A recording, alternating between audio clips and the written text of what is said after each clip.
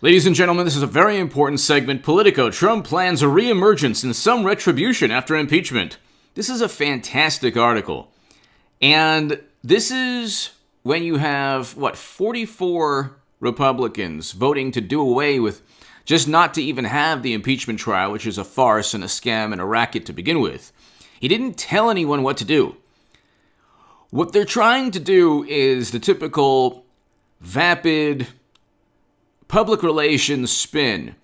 They're saying that Trump, the argument alone, so the vantage point that we can't talk about, when he was communicating that vantage point, which, by the way, I mean, there shouldn't have been protests that day. There should have been a national dialogue and discussion and discourse. President Trump should have gone on CNN and MSNBC. I know you think I'm nuts, but it's true. He should have gone on everywhere and stated the case, or, Rand Paul, Ron Johnson, President Trump's administration, Peter Navarro should have forced the dialogue. He should not have been on Twitter, and Twitter should not have had a role in the past couple of months, past 3, 4, 5 months. There should have been a national dialogue and discourse and discussion and debate and an exchange of ideas. Democrats investigate their baseless claims. They buy a dossier and they obsess over Comey's memos. They find nothing from the Mueller report because the whole thing was absurd. Trump didn't work with Russia. Facebook ads didn't swing 2016. Now, if you say, well, Trump's claims were baseless, yeah, well, so were Democrats. Let's just for argument's sake say his claims and his argument was baseless. There needed to be, he should have pushed for investigations. He should have gone on MSNBC, CNN. He should have taken it to them. Instead, what he did was there were two separate camps, two opposing factions. They have media, they have Hollywood, they have Mitt Romney, Ben Sasse, and the 4 other senators who voted for to continue the impeachment. So you had 44 today who wanted to do away with the impeachment, said it was a complete racket. And then you still have reports saying Trump was livid. He was yelling expletives at his impeachment lawyer. Well, the lawyer did a good job. So obviously, almost certainly the reports that he was upset about his defense were probably off.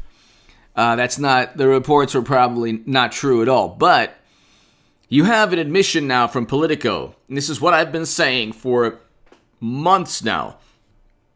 Hit subscribe to this channel right now. We're on our way to 200,000 subscribers.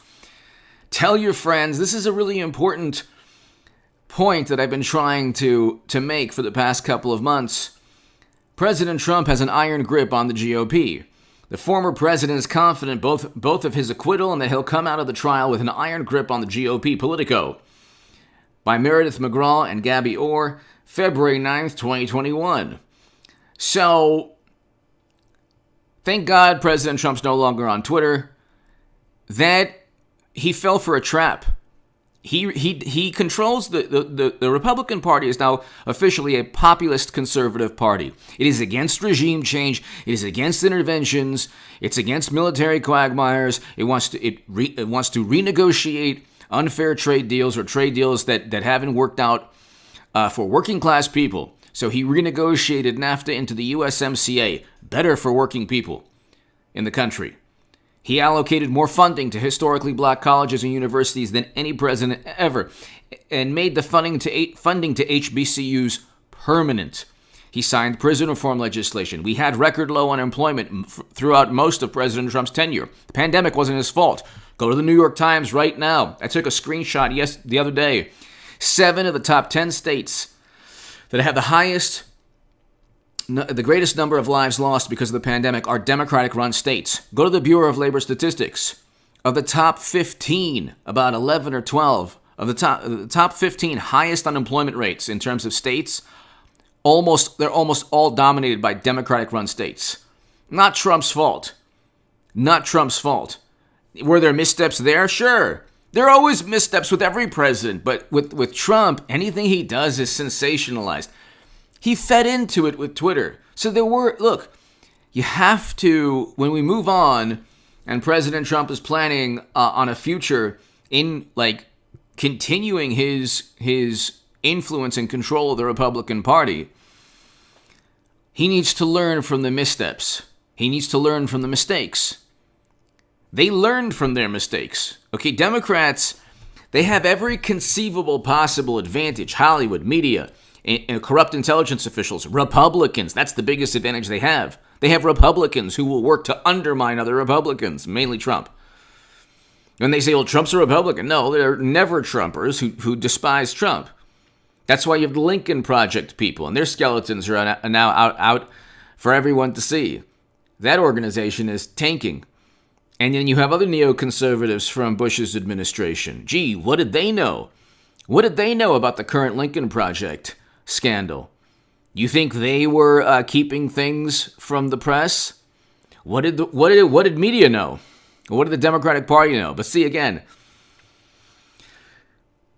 they have the people who condemn and show the greatest outrage all the time have the most to hide and the most skeletons. We're seeing that with the Lincoln Project. But you look now, and I'll just read this and we'll continue. 3 weeks ago may have been the nadir of Donald Trump's political influence. A meager crowd of supporters gathered to send him off to Florida. He'd lost access to Twitter, and the Senate most powerful Republican, Mitch McConnell, seemed fully prepared to ghost him out of the party.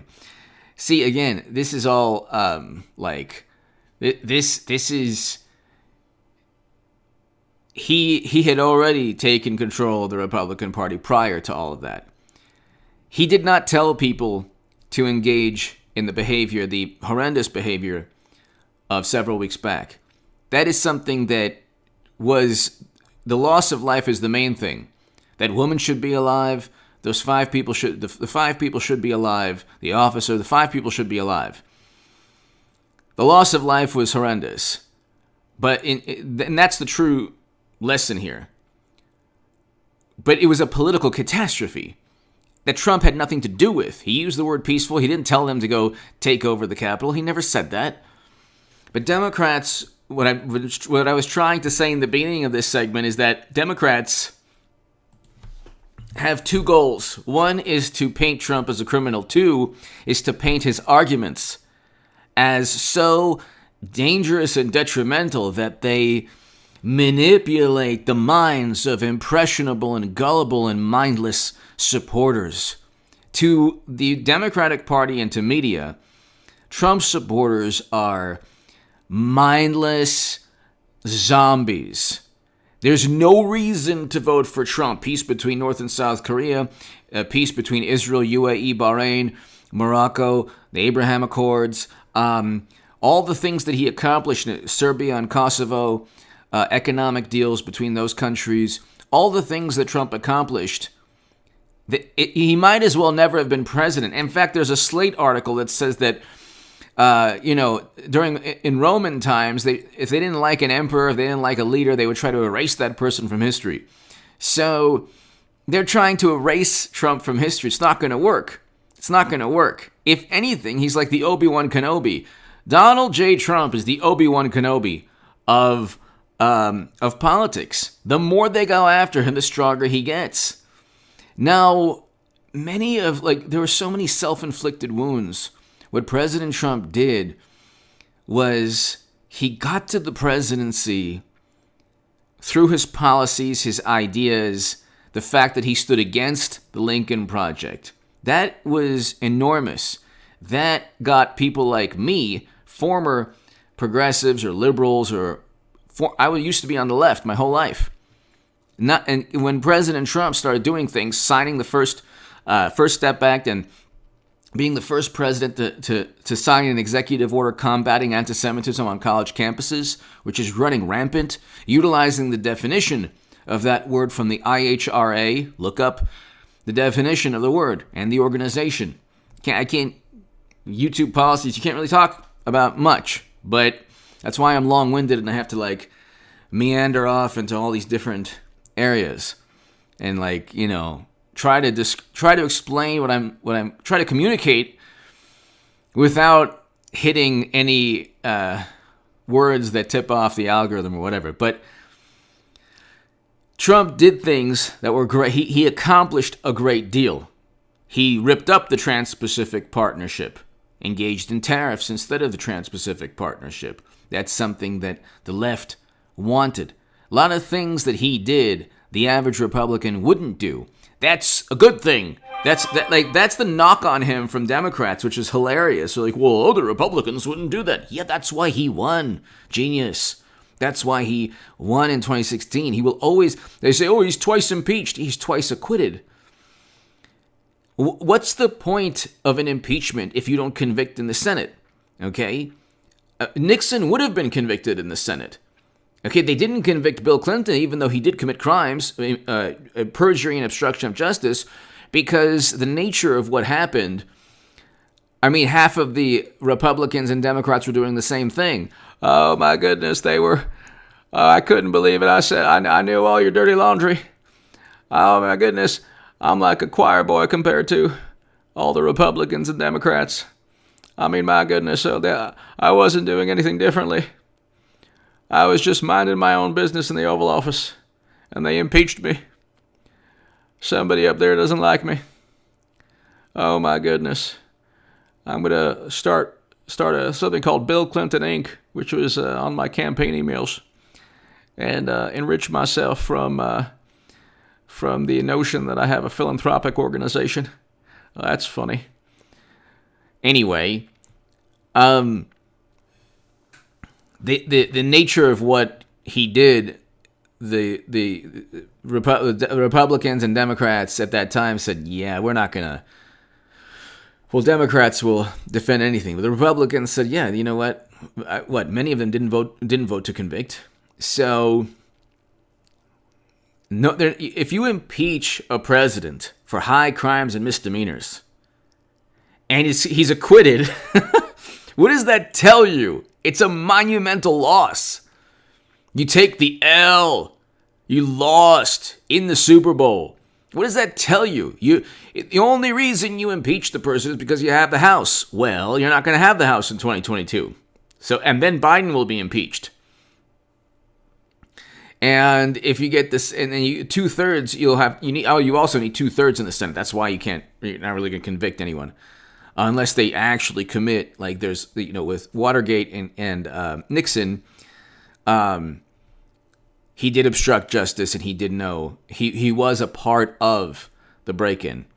Maybe not initially, but the money trail leads to him. The plumbers were utilized money that you could trace to Nixon, but. Anyway, the point is he's going to be twice acquitted. Everybody knows that they're just going after him because they don't like his ideas, and they're wrapping his ideas around the notion that he committed a crime. So they're going after his argument, and they're going after him. And they're just doing so in the most overt, blatant manner. They just don't like him. They can't stand him. Everything's hyperbole. You have people who think that he's the reincarnation of 1930s and 1940s Germans. They're calling what took place essentially a rebellion. It wasn't a rebellion. These people were like most of the people that went in that day, and unfortunately it was a catastrophe mainly because of the loss of life, but it was a political disaster.